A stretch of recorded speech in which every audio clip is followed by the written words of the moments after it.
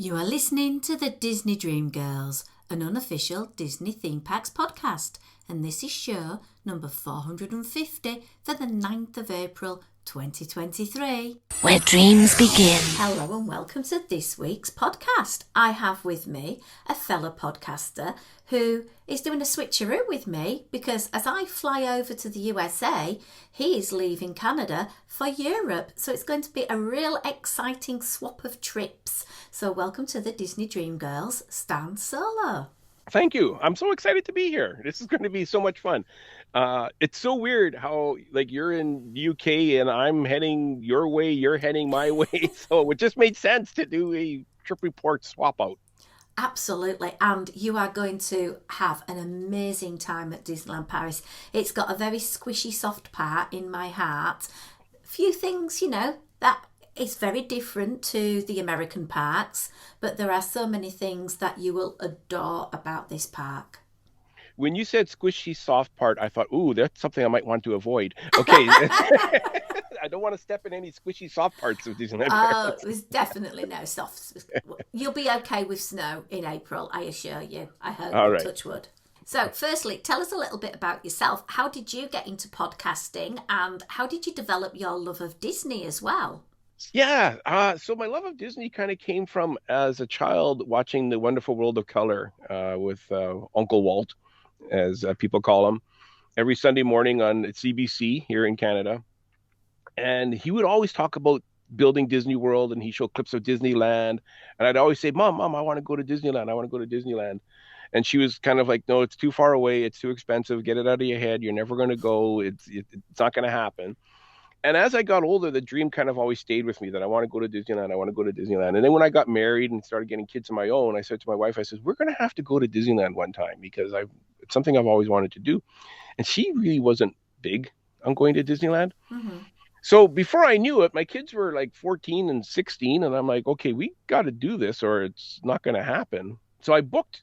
And then I, honestly, at the time, I didn't even know the difference between Disney World and Disneyland. I thought they were both the same. And I started doing some research. I'm like, wow, Disney World is way bigger and better than Disneyland. So I'm going to go to Disney World instead. And the more research I did, the more excited I got. And I was already listening to Star Wars podcasts. Mm-hmm. So then I started listening to Disney podcasts. And I was like, the more research I did, the more I wanted to learn. And the more I learned, the more I wanted to do. And I ended up booking flights. I booked a hotel. We were staying at Port Orleans Riverside. I had the meal plan, had everything all ready to go. And about a month beforehand, my wife says, I'm not going. And neither is our youngest daughter. Oh. We are kind of tired of hearing about Walt Disney World, and the youngest one was afraid of flying. But you and the older daughter can go. I'm sure you'll have a better time without us. So that's what we did. I ended up getting money back on the tickets because I had the tickets prepaid, but the meal plan was free. It was a free dining at the time, so there was no discount there. There was no discount on the hotel because whether you have 2 people or 4 people, it's the same price. Mm-hmm. And the flights said, no, you're too late. You're not getting any money back. So I lost out on the flights. And then they ended up selling our seats to people that were on waiting. So I thought, well, at least we'll have nobody sitting beside us. We'll have, 2 empty seats beside us. But no, that didn't happen either. So they ended up selling our seats to people on standby. But we had a great time. We had such a good time. We got back. On the way home, I made the decision. I put down the suitcase, picked up the phone, and booked again for the following year. And have been going ever since. So yeah, that's kind of how it started. And then the podcasting kind of came about just from being a guest on different podcasts. And there's a whole story. I'm also with the Grand Circle Tour podcast. It's a long story, but basically we were 8 strangers that never met, and a mutual person got us all together wanting to start a podcast. And then he left and said, I'm not sure what happened with him. He didn't have the time or the money or the energy or the effort or whatever, but he left, and the 8 of us took it out and created the podcast on our own, and it just grew from there. And isn't it wonderful that through the 8 of you, or 7, getting together, you've gone and met people from all different types of the world and different places, different outlooks, and because we share this love of Disney, they're instantly friends. Oh, exactly. Yeah, well, exactly. That's kind of like how you and I met was Mm. we have a mutual friend who lives in California, Marla, and she messaged you and she messaged me and she says, "You guys should be on each other's podcast. You guys would hit it off." And I said, "Okay." And finally, you reached out to me and said, "Hey, you got to come on my podcast." And I said, "All right, you'll come on yours." Like, great idea. Let's do it. And so it's true. And even like different celebrities I've met through the podcast, which is crazy to think about. Like growing up, I never thought I would meet the guy from the Ewok TV specials, the main actor, or any of the Jawas or anything like that. Like, and now I've had an opportunity to kind of get to know them. Yeah, I know. I just feel completely blessed that you will go to Disneyland Paris and you will go and see the amazing dragon under the castle that my friend Terry Harden created. And I met Terry just through doing the podcast. Yeah, exactly. It's yeah. For people thinking about doing a podcast, don't, because you're going to be competition. Just kidding. Do it because it's a lot of work. It's a lot of work. It's a lot of effort. It's a lot of time. But there's the rewards. I really enjoy doing these podcasting. Absolutely, I do, and I know the same as you're saying. Marla, absolute amazing. I was able to meet up with her yet again this year, and we met in Las Vegas. Oh yeah, she's there all the time. I know. She needs her own little room there. So yeah, it's brilliant. So massive love of Disney. You've mentioned you've been to Disneyland and Walt Disney World. So why did you want to go to Paris? What intrigued you? Okay, so the funny thing is, so everybody has their bucket list. So my number one bucket list is Tokyo Disneyland. I always figured if I was going to do an international park, Tokyo would be number one on my list, and then probably Shanghai or Hong Kong, and then Paris was actually kind of on the bottom. But Star Wars Celebration's happening in London next month, so I'm a huge Star Wars fan as well. So it's like, well, I'm going to go to Star Wars Celebration, and I kind of made the decision. I don't care where in the world it is, because it's always in a different city or country or something. I'm going to go. So it's in London. I'm like, well, Paris is just a train ride away from London, so I might as well go to Disneyland Paris. So this, what started off being a weekend trip, is now a 2-week trip.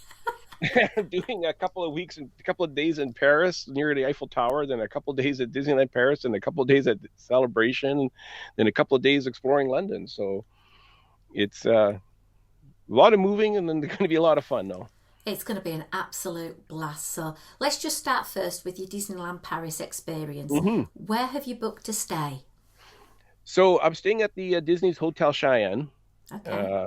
I'm a budget-friendly guy. Like Pop Century is my go-to at Walt Disney World. In fact, they're changing the name to the Solo Studios because I've been there. I've been there so many times. And then for dining, Chez Remy. Is that how you? Yeah. Oh yes, it's a carnivore's delight. Yeah. So that was kind of Marla suggested that one. I was on the fence about doing that, and I thought, well, Marla wants me to go, I'll go. Listen to Marla, because it is. I know you've got the Walt Disney World version of the attraction, but when you get off the attraction and you can see through to the actual restaurant and then walk around the side and go in, and then I'm not going to give you too much of a spoiler, but it is like the actual end of the film, and the food is pretty good, you know. that's plus. That's a good endorsement. It's pretty good. Well, it's very different to dine in France than it is to dine in the American parks, because you tend to get a lot of set menus where it could be a 2-course meal or a 3-course meal, and Parisian wait staff tend to be very, give you time sort of to meander over your meal, and you could be there 2.5 hours, and if you're sort of on a limit of time, just sort of make sure you say that to the wait staff when you're ordering. I'd like my meal to come really quickly, please. Good tip. Yeah, because I'm not one to speak up like that, so that's good to know. Because I don't want to spend too much time dining. I did get the half board dining plan, which is like a buffet breakfast at your own resort and a sit-down meal for each day. My next day is the Plaza Gardens restaurant. Okay. Nice variety of food in there. Yeah. I was thinking about doing the one that's in the Pirates of the Caribbean, but it looked very, very similar to the one that's in Disneyland, which I've already eaten at. I always say to people, if you're going to go to Disneyland Paris and you want to get food poisoning, that's the place to go. The Pirates one. Oh yeah, I was Okay. so badly ill when I ate there. I've eaten there twice now, and both times, no, it's not the same as the Blue Bayou over in Disneyland. Nowhere near. The food is very very different, and yeah, so I'm so glad you've opted to go to Plaza Gardens because it is a much better option because you can pick and choose from the buffet what you fancy, what you don't fancy, and that for me is a plus point. Excellent, excellent. And then the final day I'm there is Waltz and an American restaurant. And the funny thing about this one is, so I have some friends that I'm going to Celebration with, and they decided to tack on a Disneyland Paris trip as well. So there's a husband and wife coming, so they booked Walt's American Restaurant as well. It was a day before I did, but I was able to switch around, so we're going to be there at the same time. And I said, well, we might as well, we'll dine together. We'll go for it's like a lunch type of thing. And he says, okay, yeah, good idea. And then another friend messaged me and says, yeah, I decided to tack on Disneyland Paris as well. He says, so I'll be there. I go, which day are you there? Well, he'll be there the same day. And I said, well, you want to join us for dinner? And he says, yeah, sure. So we weren't able to make a table for four, but we were able to make two tables for two.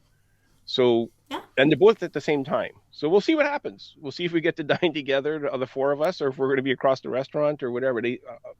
My travel agent called and they told her to have us go to the restaurant when we get to the park and let them know ahead of time that there's four of us coming together, not two sets of two. What time are you eating there in the day? It's like 12:20 for that one. The rest of them are more later. Okay, that's a really good time to go and eat at that restaurant, and I highly recommend you planning some time to wander around the ground floor because there's so many pictures of Walt and Lillian and their travels and their story of their life as well. It's absolutely lovely to go and have a look and see that, and you'll see that in quite a few of the places in Disneyland Paris. There's a boutique a bit further up, and you'll see the fireplaces adorned with pictures of them as well. So it's a really nice little nod to Walt and Lillian. So you'll love the food there. It's really nice. Yeah, I think of the three, that's the one I'm most looking forward to. Yeah, I got Is Walt's. the Waltz chili and I thought, oh, I've seen pictures of it. It doesn't look like there's a lot of food, but actually, when it all came together on the plate, there was so much food and it was so tasty. I really enjoyed it. Oh, okay, yeah, because I thought the same thing. I looked at some videos and I'm like, I'm gonna need three of those.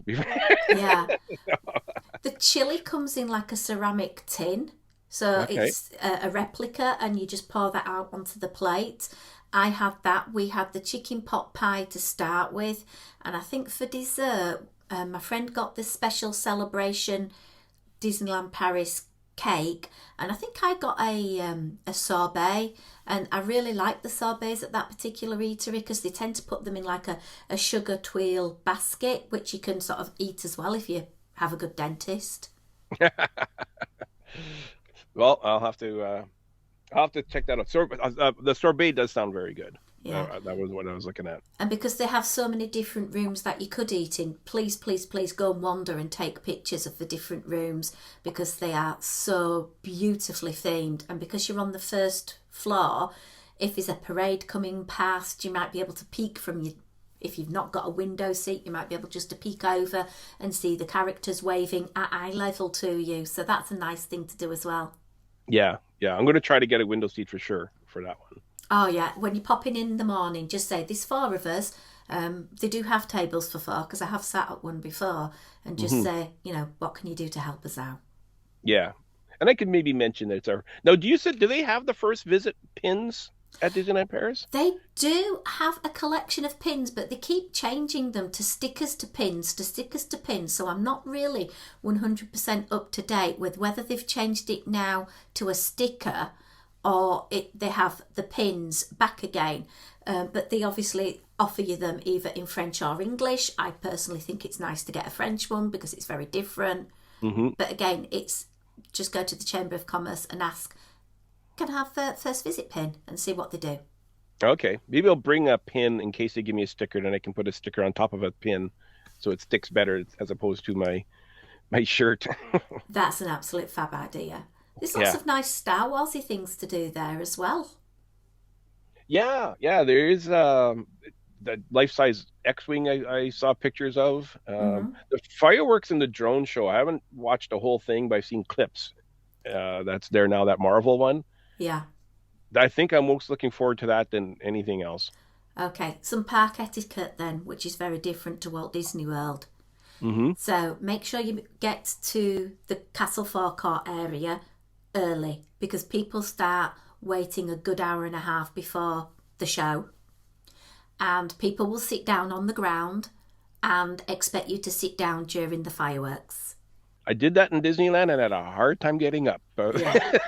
we'll see how it goes. My top tip would be to sit in front of something with railings because that Mm, means someone who's 8 foot tall isn't going to stand in front of you. Something for you to lean on or to pull yourself up, as you say, which yeah. is a top tip.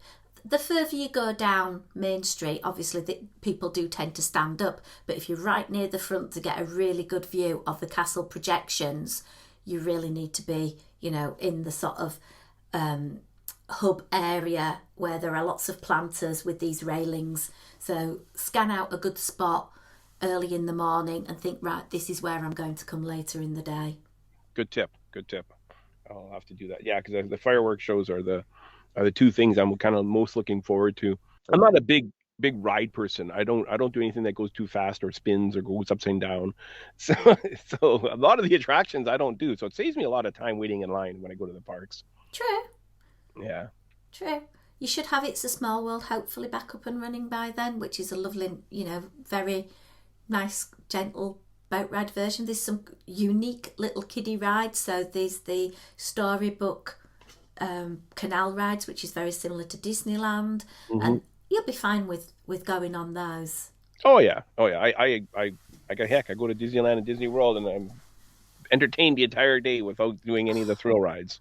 And Fantasyland has got some really nice attractions which you don't have in Walt Disney World. So that's good. You've got Pinocchio, you've got Snow White. Mm-hmm. Mm-hmm. Next door, you have got Toad Hall, where there isn't an attraction, but it's where you can get fish and chips. And when I talk about chips, I mean English chips. So really big fat steak chips. Oh, cool. Okay. Similar to the ones in Epcot then, I guess. Yeah, yeah. But I would say the fish and chips at Disneyland Paris are a lot nicer. Okay. And if you just want in a snack, ask them to fry off some fresh chips for you. And for a few euros, you get a really big portion of chips, which will put you on to your next meal. Now, speaking of euro, so I was planning on not bringing any foreign exchange at all. I was going to just do everything on my credit card. And Hmm. I was talking to a coworker, and she says, "Well, I hope you don't plan on using a public restroom in Paris because you're going to have to pay a couple euro to use it, and they only take cash." Yeah, I would have some currency with you, perhaps for leaving for your mousekeeping as well in your hotel. Yeah. In Paris itself, yes. The park, absolutely, use your card, not a problem at all. But I would always take a little bit of cash just in case you get caught short, particularly in Paris itself. And another big, massive thing from me is there's a lot of pickpockets in Paris and around the train station, which is right next door to Disneyland Paris. So Hmm. please, please, please watch those valuables because they have it down pat where someone will distract you and someone will bump into you, and before you know it, your wallet's gone. Yeah. I've been given that warning by plenty of people already, Yeah. so I'm a little bit nervous about that, especially traveling alone too. That probably doesn't help either. Well, I travel alone all the time, and I think you Okay. will you will be fine. They tend to target, more the female or young Mm-hmm. child, sort of teens, because a lot Hmm. of teenagers go and spend the weekend out at Disneyland Paris. So, Yeah. Yeah. you Fair know, enough. Fair enough. if you are hungry, some top tips for me would be to go and visit the Disney Village. There's an Earl of Sandwich there, which is phenomenal good value. There's a Starbucks there, and you can, I don't know if you're like me, I'm a bit of a Starbucks collector nut, but they have some really nice Starbucks Disneyland Paris cups, which you could take home as a Ooh. souvenir. That see, I love those. Now, my wife told me, "So help you, if you bring home another Starbucks mug, That's it. So Yeah. I have to sneak that one into the house, I think. Oddly enough, something I really do want to try when I'm in Paris is McDonald's. I just want to compare the McDonald's as between here. I find the US McDonald's much better than the Canadian McDonald's. So I want to Okay. see, I'm kind of curious to see what the Paris McDonald's is like. There is a Disneyland Paris Disney Village McDonald's, which is just round Hmm. the corner a little bit more onward. They have a wonderful patisserie cart where you can get macarons and things like that. So it's got a Parisian flair, but it does get incredibly busy at peak times. Oh, okay, okay, yeah. That's something that I'm curious to check out for sure. Yeah, no, I definitely would. Lots of nice places, and there's some nice, unique shops in the Disney Village where you won't see the same merchandise as you would in the parks. Hmm. Okay. So, with you, what we saying, what you've done about the attractions, I gather you won't be going on Crush's Coaster then. If it says coaster, probably not. Yeah, if you imagine Guardians of the Galaxy shorter and a little bit more spinny, you probably get that. It's about 1 minute 19 in duration, and you're on a turtle shell that's upside down. So there's four of you sat back to back, and it does rotate a bit, and you go in an indoor building, then you go outdoor of the building. So probably not one for you. Yeah, that probably won't work for me. Like, I'd love to do the Indiana Jones coaster, but there's no way in heck I'm doing that. Yeah, yeah. It Yeah. used to go backwards as well. Oh my gosh. Yeah. No, I don't like rides that go backwards either. The Frozen ride, the log that goes backwards in Frozen at Epcot, Yeah. I can handle that. That I don't mind so much. So you probably won't be doing the one of the best Big Thunder Mountains in Yeah, I haven't done any Paris. Big Thunder Mountains. Oh, it is such the best because you go under the river. So it's What I amazing. what I really like about these big attractions is that they eat a lot of people and they free up True. the rest of the park for me to do other things. You have got to go to Phantom Manor. Yes, yes, that is high up on my list. To And see the dragon and Phantom Manor are the two highest things on my list. when you leave Phantom Manor, make sure you go straight on and go into Boot Hill Cemetery because you'll get some fantastic shots over to Big Thunder Mountain, and you'll also get to see the gravestones, which are kind of cute. Okay, okay. So that's another top tip. And if you can get to meet Phantom Mickey, he wears the most amazing outfit, which is unique, I believe, to Paris.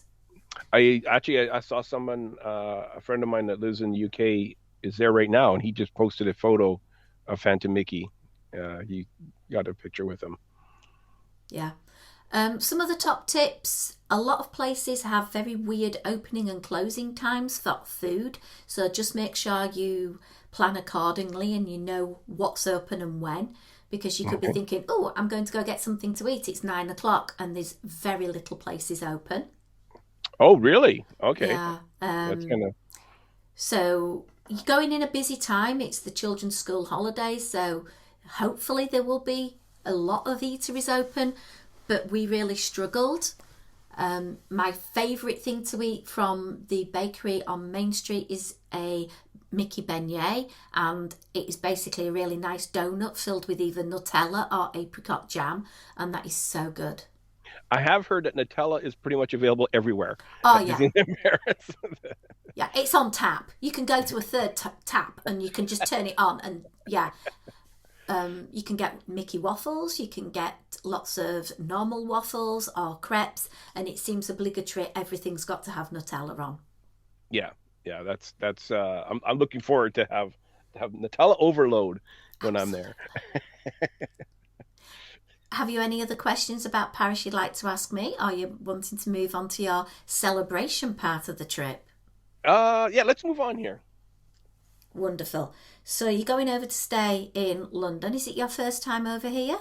Yeah, yeah, this is my first time actually going overseas at all. So Wow. yeah, so it's like a 6.5 hour flight. I got like a 2 hour flight to Toronto and an hour's to layover and then a 6 hour to Paris. Funny thing is, I'm staying at an Airbnb in Paris. It's like a 15-minute walk from the Eiffel Tower. Wow. I get in at 7 in the morning, and the I can't check in till 2:30 at the Airbnb. So I have my suitcase with me this whole time walking around Paris, and I'm hearing about these pickpockets and these thieves and stuff like that. So I'm getting a little bit nervous about that. So I message the owner of the Airbnb and I go, "Hey, is there any way I could drop off my suitcase or check in earlier because my flight comes in like there's such a large gap?" So he messaged me back. He says, "Yeah, sure, no problem. I'll just leave the key under the mat of the doorman of the caretaker." And I'm like, "Is this Muppets Vision I 3D know. that I'm in, or what's going on here?" I don't know You if something got lost in the translation between English and French, but when I get there, I got to find the caretaker's house and look under his mat, I guess. just don't settle down to sleep and without checking Stadler and Waldorf aren't going to pop out of the balcony somewhere. Yeah, yeah, and watch out for those penguins. They leave a mess everywhere. Oh, absolutely. You'll have an amazing time in Paris. There'll be some beautiful sights to go and see. Yeah, yeah. So Star Wars Celebration. Yeah, so this is going to be my what is it now? My third or fourth Star Wars Celebration. There was one, two, three. This is my fourth Star Wars Wow. Celebration. I was supposed to go to last year's, and I ended up because of health issues, I wasn't able to go in Anaheim. But yeah, really looking forward to this one. It's I don't know what to expect because as far as we know, there's nothing announced. Is there going to be something announced at Celebration? We'll find out, I guess. I have no idea. All Yeah. I know is my co host Jane and her husband are creating the most amazing outfits, and they are going to go and have an absolute ball. The last time Celebration was there, they had such a great time just sort of going round and chatting to other people, let alone anything else that's going on. So Yeah. it sounds like it's a really warm, lovely, friendly community, just like the Disney one. It's very similar. Yeah, very similar. The Star Wars fans are pretty much, yeah. There's not much difference between the two. And then you get some time in London as well. Yeah. So we booked a Stonehenge tour, which is going to be like after hours. We're Ooh, renting a car. We're going to drive out to Stonehenge, and we're going to be allowed into the inner circle of Stonehenge.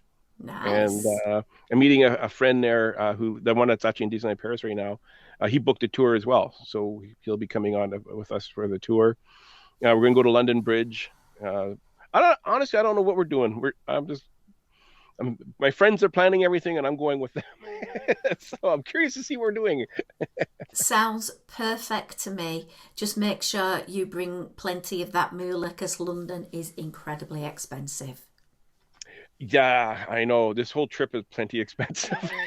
Yeah, I know. The So exchange rate at the moment, I nearly cried when I was getting my dollars yesterday because I thought, oh my word, this is just no good for me. yeah, and the Canadian dollar is even less so. Is worth even less than the British pound. So yeah, this is going to be an expensive trip for sure. Are you planning on wearing any particular outfits or anything? Or are you just going to go, normal, regular attire? Well, I do make my own shirts. So I make my own shirts, and oddly enough, the ones I plan on wearing for Star Wars Celebration are made from vintage Star Wars bed sheets. Cool. Yeah, so I have like the original 1977 bed sheets that I bought on eBay and made a shirt out of them. And I have some from Empire Strikes Back, and I have some from the original trilogy, and so pretty much every day I'll be wearing bed sheets to Star Wars Celebration. I washed them before I made anything out of them. I am sure you did, and I'm not making any assumption on anything. And I think the cool thing is that you're wearing something that is unique as well. Yeah, yeah, I got close to 100 shirts now that I've made for myself, and they're all unique. Most vast majority of them are Disney shirts, and I got quite a few Muppet and Star Wars ones as well. That's why I can never find any duvets on eBay because you've bought them all. Yeah, exactly. Well, I cannot wait to welcome you back on the podcast to tell us all about your trip. Tell us about what you found out, about what you ate, how you found Paris, whether you thought the dragon was as amazing as everyone else reckons it is. So, in the meantime, I know we have done a little bit of me visiting your podcast. tell everyone where they can find you and follow you on social media and catch your podcast as well. Yeah, so I'm basically Facebook. I'm on Instagram and Twitter and what's the other one? I don't know. I don't even know if I have TikTok. but it stands Solo everywhere, or the Solo Show.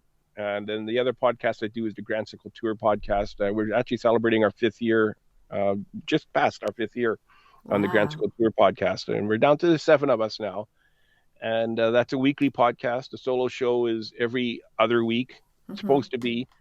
We seem to do more weekly than every other week. Basically, it's the podcast where you can be the co-host.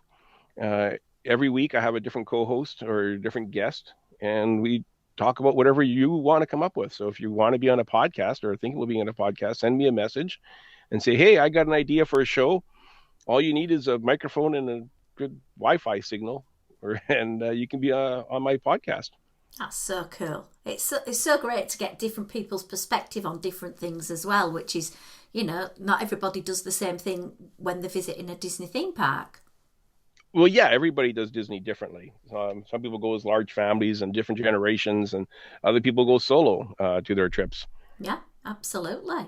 Right, well, thank you ever so much for coming on my podcast this week, and I look forward to talking to you again when we review my trip to Walt Disney World and your trip to Europe.